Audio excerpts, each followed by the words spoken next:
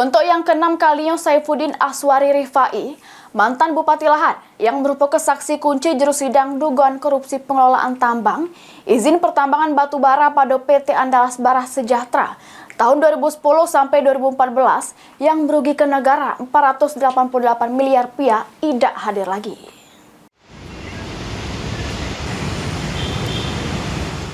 Saifuddin Aswari Rifai, saksi kunci juru sidang dugaan korupsi pengelolaan tambang, izin pertambangan batu bara pada PT Andalas Bara Sejahtera tahun 2010 sampai 2014 yang merugikan negara 488 miliar rupiah tidak hadir lagi.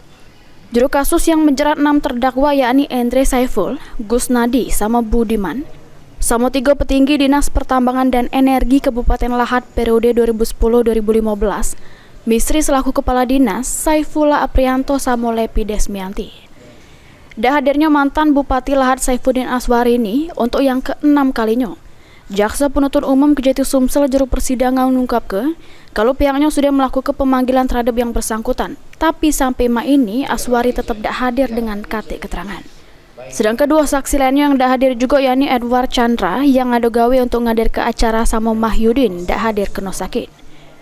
Tapi walaupun saksi kunci sama dua saksi lainnya tidak hadir, sidang tetap dilanjutkan dengan ngadir kedua orang saksi ahli dari BPKRI sama dari ahli bidang pertambangan.